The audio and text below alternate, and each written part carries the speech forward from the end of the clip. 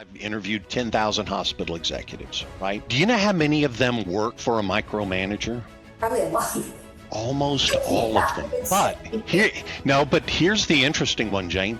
Do you know how many, because I asked, what's your leadership style? Are you a micromanager? Do you know how many were micromanagers? No, they don't think they are. Not a single one. 10,000 hospital executives, and I have never interviewed a micromanager. A lot of people think that the first 90 days are about strategy, right? And what we've come to find and think about is we think it's more about tone and trust. There is no one answer. There is no big fix. What it is it's 100 small things that you do that drive culture and that drive an organization. The culture that he built is that if you see a problem and it's easily and cheaply fixed and easily undone, you don't have to have permission. You just go change it. Welcome to CEOs Unscripted, the podcast where real talk drives real growth and delivers real results for mid-market leaders like you. I'm your host, Jane Gentry, and each week we're pulling back the curtain on the unfiltered stories of CEOs, founders, and executives who face the highs and lows and everything in between. After 20 years of consulting in enterprise and then experiencing firsthand the reality of being a CEO in a mid-sized company, I discovered why they say it's loneliest at the top. For most mid-market CEOs, there's no handbook. You learn through trial and error or by reaching outside your organization for help. That's exactly why I created CEOs Unscripted, a bi-weekly podcast by mid-market CEOs for mid-market CEOs. Each episode offers an unfiltered, behind-the-scenes look at the wins, the losses, and the playbooks shared by CEOs and founders who've been where you are. No fluff, no jargon, just unscripted, honest conversations about what it takes to lead, grow, and scale in today's business landscape. If you're ready for candid conversations, real-world insights, and lessons from leaders who've walked the path, you're in the right place. So grab a seat at the table because it's time to get real. This is CEOs Unscripted.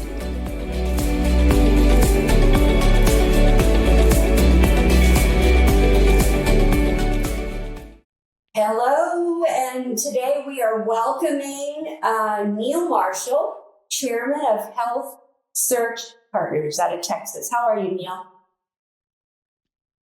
I'm good, Jane. I'm good. Thank you for having me. I'm thrilled to have you. Neill, give us the background of how you got to where you are. Sure. Well, the easy stuff is, grew up in Texas. My father was an airline pilot for Braniff. And so we grew up in Texas and then went to Texas A&M, which was family legacy. I was the third generation to go to Texas A&M and actually have a son who is fourth generation. And then started my career, found recruiting in the early 90s and started in physician recruiting and then got into executive recruiting and have been doing that since 1994. Started my own firm actually a couple of times. And about 8 years ago, the three firms that we had worked together before have all came together to join and create Health Search Partners, of which I chair. Here's what I found fascinating about our conversation. I don't know that everybody is this thoughtful or looks for the kind of insight that you have been looking for in your role, which is to say, you told me that you have been, I might get this part wrong, compiling a book or compiling a series of notes on what makes these executives and CEOs successful in their first 90 days. Correct me where I might have messed that up. Sure. Yeah. Sure. No, you're exactly right. Over the last couple of years, well, first of all, over my career, I've interviewed 10,000 healthcare executives. And so you remember certain stories, you remember things, you've watched people be successful, you've watched people be unsuccessful. And a couple of years ago, was interviewing a guy, and he talked about moving into the hospital in his first 90 days.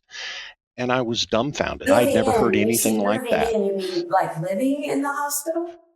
So when he came to the hospital to start, he moved in. A lot of big hospitals have places where the residents sleep, Sure. like residents' dorms, and he moved in.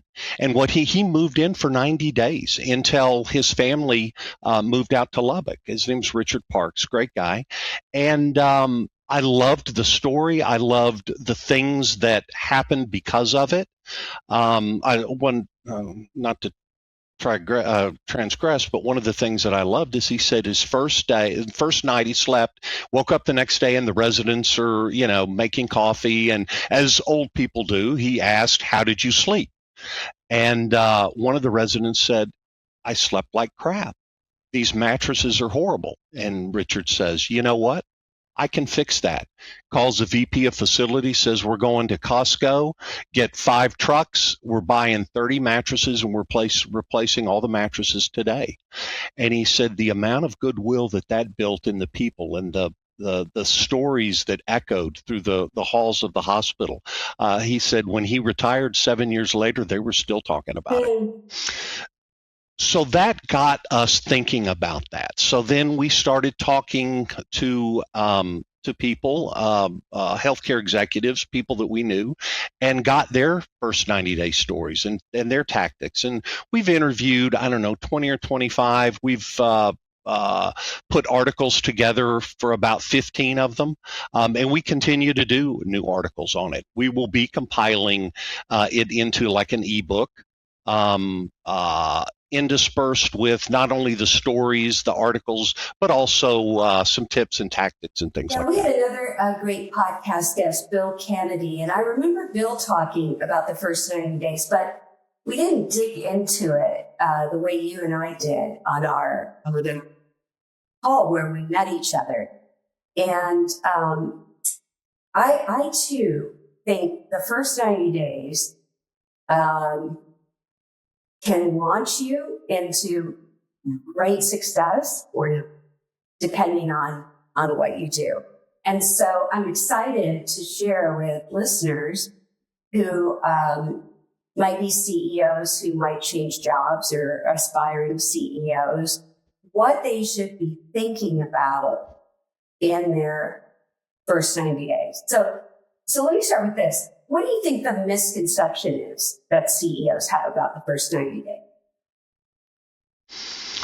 One thing I want to say before is that it is for CEOs, but you know what the reality is it can be for other executives. It can be for line people, right? What do you do?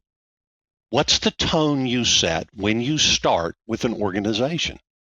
What do you want people to say about you based on the tone that you set? So some misconceptions. A lot of people think that the first 90 days are about strategy, right? And what we've come to find and think about is we think it's more about tone and trust. So, for example, we had one guy, Matt Fry, joined an organization. He actually came 2 weeks before. And he walked through the whole organization.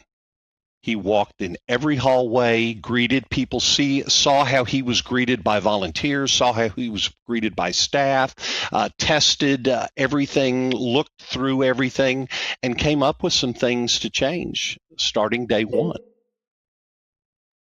So what he did is he did a lot of symbolic. He replaced dead landscaping, removed outdated signage, tightened up ED security, which was an issue. No speeches, just actions. Yeah. Well, do you think that's different than what maybe a board expects from a CEO in the first 90 days?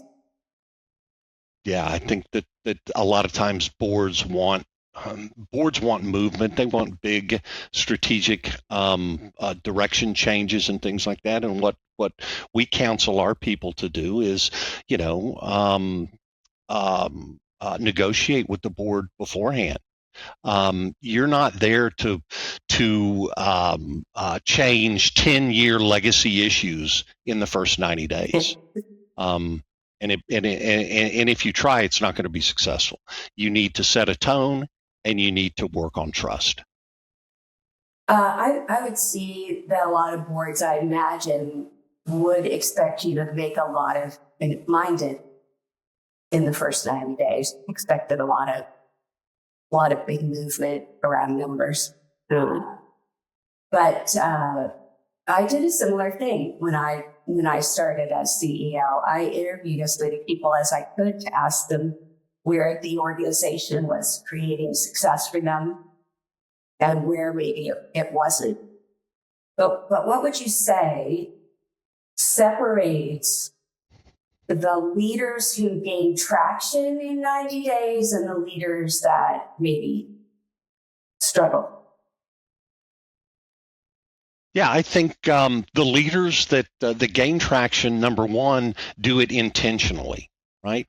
They evaluate before and decide the symbolic actions and the tone that they're going to set before, and then you go in and you do your symbolic action. I think I told you this story, but I remember it from my first job ever.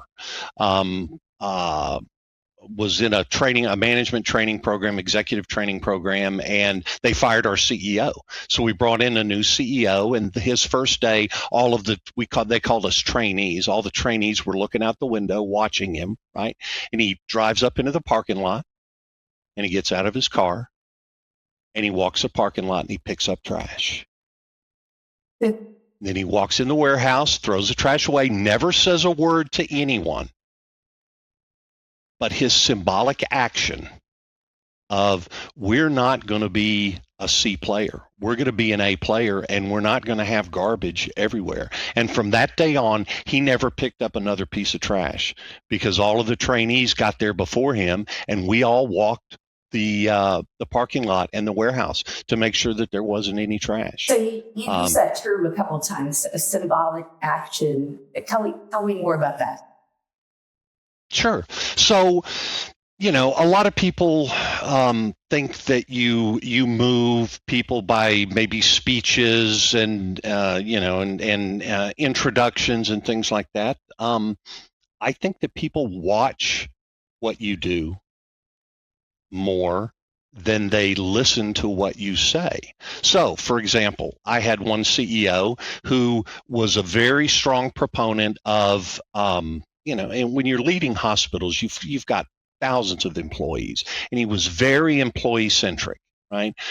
Our employees are the most important, and he pulls up the first day, and he goes to find his parking space, and his parking space is right next to the hospital, along with all the other executives. They had like executive row, like 8 parking spaces for the executives, and he pops out and he looks around and he sees how vast the parking lot is and where his employees have to park. And he pulls his executives into a meeting and says, we're not parking in executive parking anymore. Executive parking now is for employees of the month for each divisions. And we are now parking at the absolute farthest place away. And we're going to use that time that we walk in to be visible to our employees. And we're going to greet our employees, and we're going to say hello. Do you think employees really buy that, or do you think they think it's virtue signaling? I think that if it's done with the right spirit and it's done consistently, meaning there are other things that you do that you follow up with, other symbolic, whether it's a symbolic act or a strategy or a tactic, but that say employees are important to us, at some point, yes, I think they do. Yeah. I certainly think that that the employees that are driving by while you're parking your Mercedes in executive parking. That sends a message, Justin, for sure. Yeah. I think that I'm, going to kind of think back to, I think about things that we've worked with leaders over the years and talk about authenticity. And I think this concept of authenticity really is important. To your point, you've got to be consistent. We're not talking about come in for 30 days and do these things and then start barking at the front door again. It seems kind of obvious. It has to be something that you believe in, that you're authentic about, but you can also be intentional to make sure that people see. I had one CEO who said, again, our employees are the difference. And he spent his first 90 days, he interviewed all 256 leaders in his organization. But he did not call them into his office. He went to their office, every single one of them. And he closed with what I thought was, and you actually had a great example of it. The question was, if we are successful in 90 days, what will be different? And then he compiled all of that and figured out what were the themes and things that we can do, raise those up to the top and make sure that we focus on getting those accomplished. Right. So a lot of times people think of culture in an organization. I think I've said this before on the podcast, kind of as this amorphous concept that we have no control over. And that's not really accurate. And some of what you're describing here is driving culture day one when you walk into the organization. That's what this is. You're starting to... Yeah, absolutely. Yes. Yeah. You're driving culture day one. By not necessarily just talking about it, but making sure that actions, your symbolic acts, are speak louder than words, basically. Right. Is there a story from your series that just kind of sticks with you? I love the one about the CEO moving into the building. I think that's amazing. It's my favorite. It's the first, and it's my favorite. But I love that one. The one I think that made me kind of twist my head a little bit was a guy by the name of Shane Cerrone. He was. Names. Go ahead. Well, these are people. Most of these people are. I've been in this business 30 years. Most of these people I've dealt with, several times over the years, right, and stay in touch with. But Shane was CEO at Beaumont Hospital up in Detroit. Top of class, top quartile in every indicator that you can imagine. Just a supremely well-run organization. He's left. He now does consulting. And one of the things that I asked him is, I'm always looking for the answer, Shane. What is the answer? And I said to him, Shane, what's the Holy Grail? What is the answer, right? And he said, Neill, he said, there is no one answer. There is no big fix. What it is it's 100 small things that you do that drive culture and that drive an organization. It's not one big thing. It's 100 small things. And he had a way. Basically, the culture that he built is that if you see a problem and it's easily and cheaply fixed and easily undone, you don't have to have permission. You just go change it. Model. Yeah, exactly. Sold it. Yeah. Right. Yeah. But the part that I loved though was that is the easily undone. right? Mhm. Meaning that, hey, listen, you are able to take chances, but you got to be able to, if you mess up, you got to be able to undo it. Right. And here's the opposite of that. So we're in an organization right now where part of what the CEO articulated as the problem is a lack of trust in leadership. And leadership has lost its credibility with not just senior leaders, but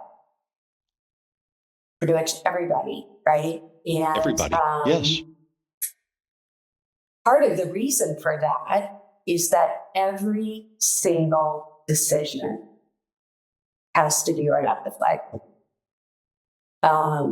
There are not very many decisions that people can make on their own. And so the result of that is a lack of clarity around my own role and responsibility, a lack of trust and belief in the credibility of leadership, and a leadership team that is exhausted and at risk for exiting because they've had to make every single decision. And, I sometimes say to people, I run a company, I'm single, I care for a lot of people in my life, and I'll say to them, I'm tired of making every damn decision. That's one of the things I say to people in my world. And I can only imagine from listening to this leadership team, they probably feel the exact same way, right? And so I say all that to say, enabling people the way you described is not only good for morale, it's not only good for your customers because those decisions are getting made quickly and getting resolved, or the internal issues or internal customers, their issues are getting resolved quickly, but it's protecting your leadership team. Absolutely, and getting things done. One thing that struck me as you were talking was, so I've touted already, I've interviewed 10,000 hospital executives, right? Do you know how many of them worked for a micromanager? Probably a lot. Almost all of them. But here's the interesting one, Jane. Do you know how many? Because I asked, what's your leadership style? Are you a micromanager? Do you know how many were micromanagers? Oh, they don't think they are. Not a single one. 10,000 hospital executives, and I have never interviewed a micromanager. Yeah, I tell people a lot, the higher you get into an organization, sometimes the less self-awareness you have because you're in a bubble, right? And that's why it is so important to have people around you who feel safe to be frank with you about your leadership style, or the way your style is impacting people, or the way your style is impacting culture. We have to have those people around us. Otherwise, our self-awareness about the way we impact the organization just diminished. That's been my experience with leader. I agree absolutely. And I do say to them, the higher you get in the organization, I see the self-awareness diminish. So I'm not surprised at all that you haven't interviewed any micromanagers in those 10,000. Not a single one, and every single one worked for a micromanager. It's amazing. I found, I think you and I talked about, we were trying to figure out if my father was a hospital executive for many years, and we were trying to figure out if you had ever interviewed him or recruited him. And I think I told you, when I went to his retirement party, which was thrown by his vendors, by the way, which I thought was so interesting, even just that. But they all did speeches about him, and of course his direct reports did them as well. But they talked about what they learned from him. And, it's like one of those aha moments where you think to yourself, wow, what a great impact he had on the people. And I think one of the qualities I see in great leader is that they are, first of all, constant learners, but also that they take the time to spread what they've learned to other people. Give other people the benefit of that knowledge. So anyway, the other example is somebody that just really just blew their credibility in the first 90 days by not doing what you're talking about. Yeah, there's a These couple. names are coming up, I'll bet. No. His or hers. Yeah. One, we had a CEO who came in and was told up front that his team, that he got to make the changes. They got to make the changes that they needed to make. And he came in and within I'm telling you, in the first 30 days, he decided to change out one of his executives. And while he had been told that he had the ability to do that, he didn't do the pre-work that needed to happen. And what he didn't know was this person was one of the most popular people in the organization. Mm-hmm. And it damaged him. He was gone in a very short period of time. He was popular but not effective. I mean, what? No, just very well known. Now, I still think you can make that change if you need to make that change, right, but you do it in such a way as recognizing how popular and how well connected they are. And you do, so you still can make the change, but number one, you don't do it in 30 days. And number two, you don't do it with a heavy hand. Right. And you don't do it without everybody that needs to know being on board up front. Well, and I've had the opposite experience, Neill. When I started, my board said to me, you need to fire this executive. And, he's toxic to the culture. He's this, he's that. And I remember taking this guy to lunch within maybe the first 2 weeks of being there. And I said to him, I'll be really frank with you. There are a lot of people that don't want to see you in this role, but I'm net neutral at the moment. I won't be that way perpetually. But right now, I'm neutral on it. I just need you to know that we have to figure out if you're really the right person for this job. And it was really other things.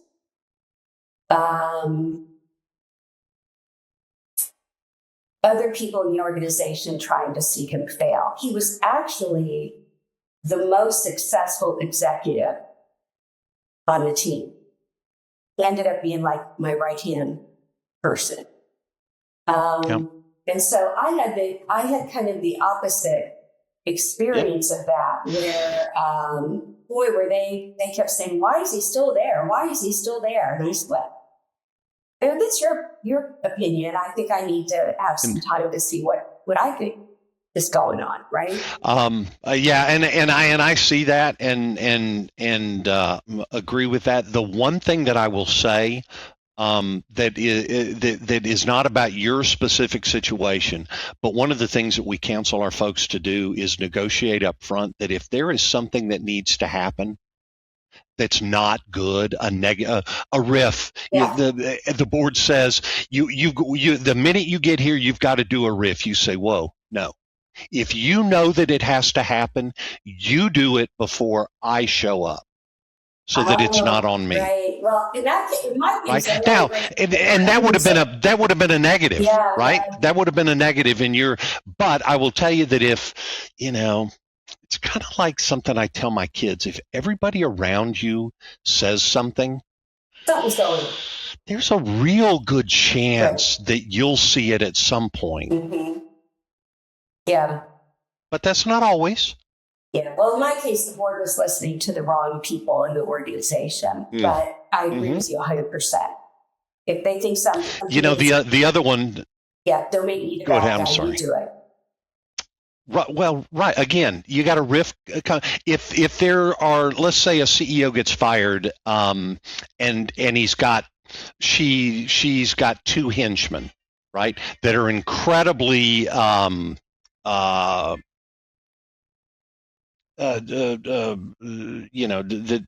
are very unpopular because and they're tied to this old CEO.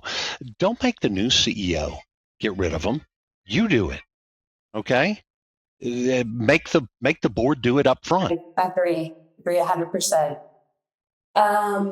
90 days when you get there, Neill, does not feel like a long time. 90 days goes passes at the speed of light when you're new in that role. But I do think that sometimes letting that feeling cause you to feel like you have to move fast can cause you to make foolish choices. Would you agree with that?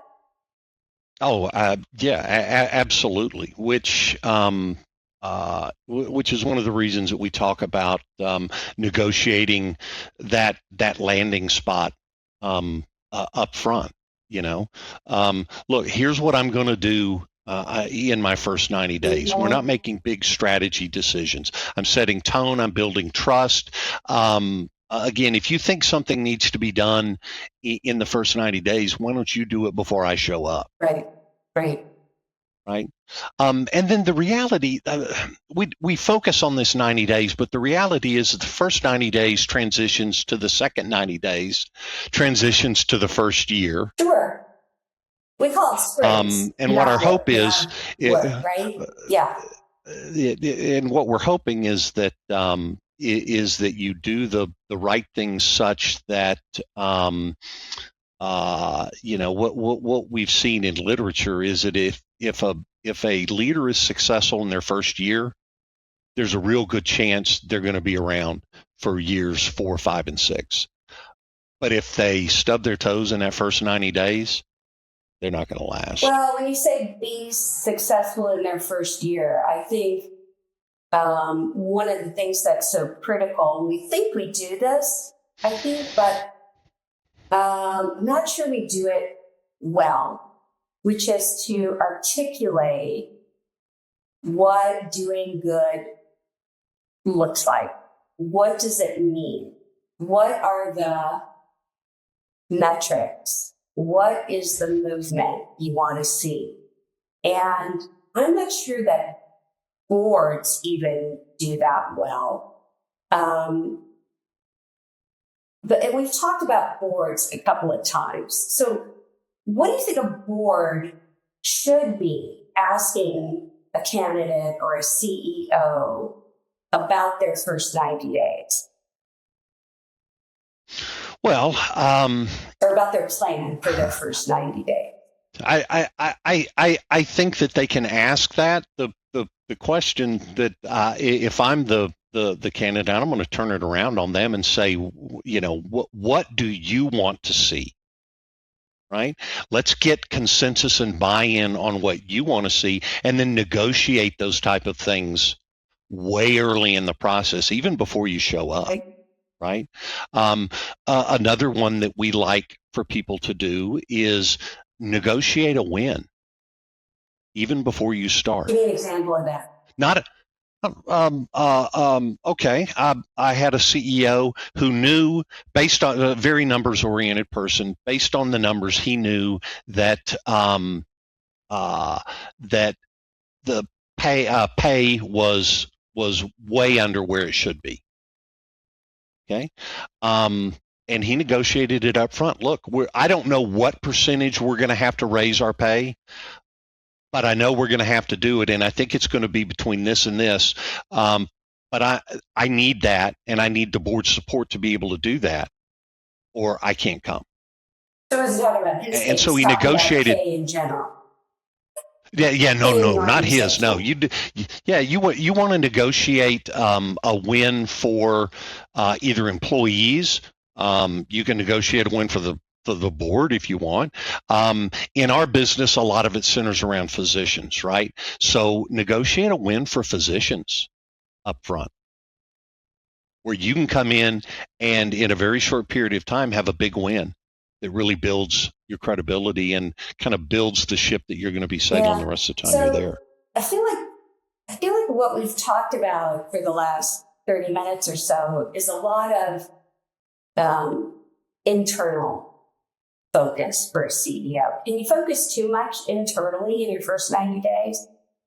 Should you be focused? I think so. Yeah. Now, depending on the type of organization you're in, again, our business is hospitals, so I'm going to talk about that, right?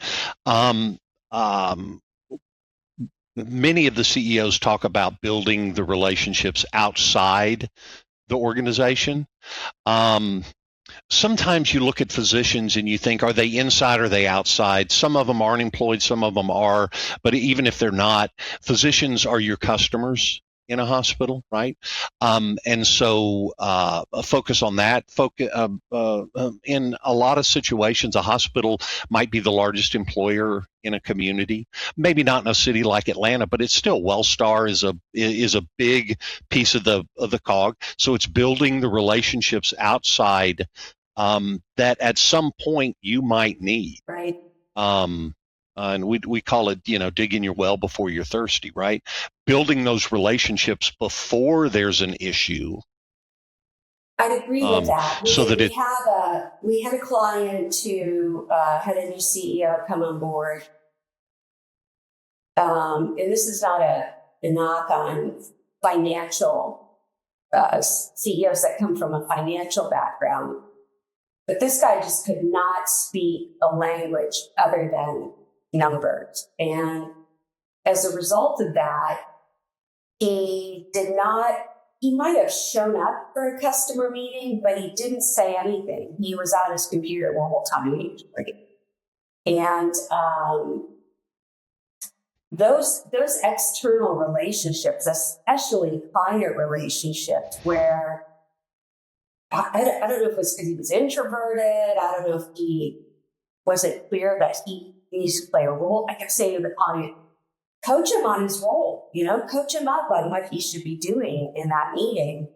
But that inability to go and meet with their key vendors, their key distributors, their key customers really impacted them very dramatically.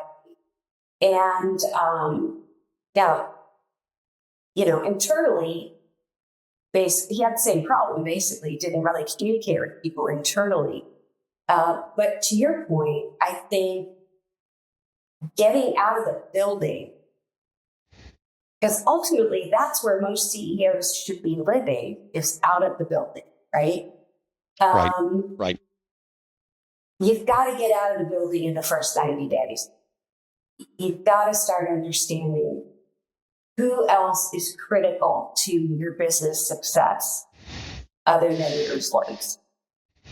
Right. And you can use a symbolic act there too, right? So you, in healthcare, your community is important. So as the CEO, you say, okay, to your assistant, look, book me with every organization that'll let me speak to them, start booking them day one, right?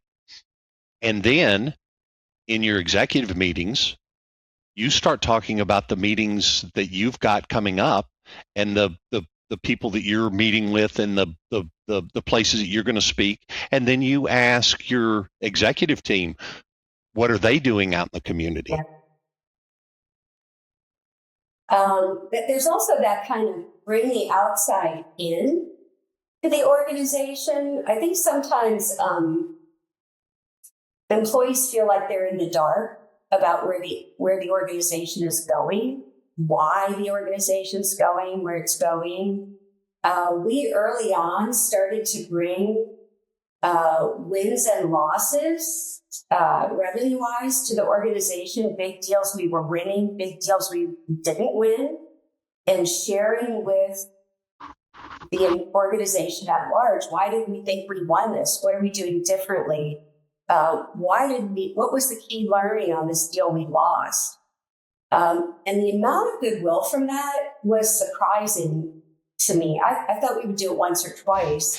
We ended up doing it fairly regularly because people then felt like they understood what they were supporting, right? They understood what was happening with the organization. And to your point, places we were speaking, audiences we were garnering that we didn't have before. So I think that kind of stuff is critical for a CEO to be the one to share some of those things, not just count on their direct manager to share those kinds of things. You be the one to share. Yeah, absolutely. That reminds me of a story. One of my favorite guys, a gentleman by the name of Derek Ziegler. He's in Memphis, and is one of the executives in a very large system there. But his deal is, I shadow. What's the TV show? Big Boss, or where the Big Boss. Yeah. Anyway, right. Boss. Undercover boss, right? So that's what he does, but they know it, right? He goes and job shadows every week with a new frontline employee. And he said at first the employees are like, oh no, you don't, I'll clean the toilet. And he's like, number one, he comes in their uniform. Okay. No Mr. No, I mean, I'm Derek. And if they start to try and not let him do, he's like, no, I'm here to do your job. He got down on his hands and knees and scrubbed the toilet, scrubs the floor, transports patients, and he does that every week. He's now, Neill, job when you shadows. Give these stories to CEOs. I mean, come on, how much pushback do you get from these folks? Like, there's no way I'm going to do that. All I can tell you is that things like that work. If they're done authentically, yeah. Okay. Yeah. Not if you've got a clipboard and so you clean the toilet. That's very nice. No, you authentically get down in there and do it. I had a vice president who was given valet parking as one of her responsibilities, didn't know anything about it, and said, you know what, I'm going to learn. And the way to learn is to go down there. So right when she got it, she went down and worked a couple of days in valet. And then after that, she worked at least a half a day a month in valet parking to learn what they did and how they did it and what their challenges were. I had another. I just remember a scenario in an enterprise organization that I was consulting in. And you're describing a lot of things that we refer to as inspirational leadership, and there are a lot of data behind why these things work, why they're so important. But I remember speaking with somebody who was an EVP at one of these enterprise companies, and he looked at me with this just attitude, and he goes, "Jane, their paycheck is their inspiration."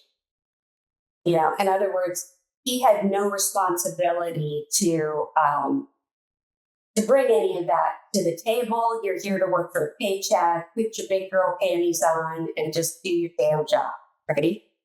And I remember thinking, I got to write that guy's name down because I got to see in 6 months when I come back. Sure, he's still here. Yeah, truly. Those are the things that. Well, and in healthcare especially, hospitals pretty much all, they can't really raise their prices. Their prices are set by Medicare, Medicaid, and the insurance companies, right? And what CEOs have figured out, especially since going through COVID-19 and all of that, is he who can retain and attract employees, they who can retain and attract employees are going to win, because you can't pay them more. They have to want to work for you. Yeah. So, Neill, if somebody listening is going to step into a CEO role in the next 6 months, what decisions do you think they should make before taking? What do you think they should make? So, being intentional. Think about some asymbolic or symbolic things that you can do very early on that set the tone of the organization that you want to set. There, right? You don't have to live there. No. But there are many things that you can do. The picking up the garbage. But think about a symbolic act or acts. Number 2, get an early win. Not for you, not for your career, but for a stakeholder group, your organization, the people, right? Identify an early win and do it. And I think the last one is figure out the most important stakeholders, whether they're employees, executives, board members, customers, and get them on your calendar minute 1. What are some of the questions they should be asking those people? Well, I mean, I really like if we're successful, whether it's in a month or 3 months or 6, and actually we do it in our own search business, right? I ask every single board member that I meet with, if the CEO's been bang up successful in their first year, what has been accomplished? So go back to what's the question? What's changed in the first 90? If we've done great, what has changed in that first 90 days? Yeah, I love that, because I remember saying to a salesperson years ago, they had a big strategic account. I think it was Best Buy or something, like big piece of business for that. Mm-hmm. And they were stepping in to that account new, but that account had been there a long time. And he experienced some resistance from the client. And I said, I think one of the mistakes you made is you assume. You assumed everything was great before you got there. You assumed everything is working. You assumed this client was, really enjoying the experience with the company. I said, you should go in like this is a prospect and start from scratch and just say, I need to learn, and ask them really probing questions about the relationship and see what you can learn, but don't assume. And I think that advice is the same for CEO. Don't assume the biggest account is the happiest account that you have, or your biggest vendor, is in a great relationship and have to be there. Or your senior leaders are thrilled in the role they're in. So I love what you said. Get these folks on the calendar, but come to it from a position of like they're a prospect, like they're probing. Don't make assumptions about what you're going to get when you're doing these. Don't tell them what they're going to do. Ask them what you need to do. So if the leaders, you did this well in your first 90 days, do you think it makes a difference when you leave 5 years later, 6 years later? 6 years is a great tenure for a CEO anymore, but 6 years later when you leave the job, do you think that first 90 days, how do you think that really even made a difference long? Or does it? Well, I do. I think it's you don't build a house by building a roof first, right? You pour the foundation, and the first 90 days are the foundation. And then you've got the bricks, and then you've got the windows, and then you've got the roof, which is, after you're 7-year tenure. But yeah, building a strong foundation, I think really makes a difference for the long-term Is there anything you success. leave these folks with, Neill, that I didn't ask you about that you think is important?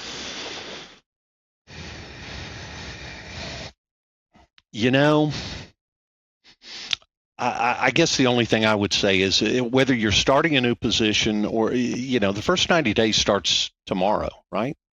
Figure out something to do that sets tone and builds trust, and just do it. What if I'm a CEO? I got a new question, Dr. Off. What if I'm a CEO and I've already been in the role? Can I go back and do any of this stuff? I mean, I think that if you're going to have to really kind of dig deep, right? Find out what are the real issues that I want to address here, and then what are some symbolic acts or wins or tone that I can set, and how can I do that without making speeches? Yeah. I know your articles are about healthcare, but I think it's easy to extrapolate winnings and key learnings out of what you talk about. Where can people find these articles? Go to my LinkedIn page, Neill Marshall, or I'm sorry. Post them on LinkedIn? Yeah, everything's posted on LinkedIn, or come to our website, healthsearchpartners.com. Just exactly the way, healthsearchpartners.com, and we've got all the articles on there. Thank you, Neill. This was really valuable, I think. Thank you, Jane. I enjoyed seeing you and enjoyed getting to know you. I appreciate you very much. That's a wrap for this episode of CEOs Unscripted, where real talk fuels real growth. I hope today's conversation gave you fresh insights and inspiration for your own leadership journey. If you love this episode, be sure to subscribe so you never miss a candid conversation with a trailblazing leader. Until next time, keep leading with intention, growing with grit, and driving for results. I'm Jane Gentry, and this is CEOs Unscripted. See you next time.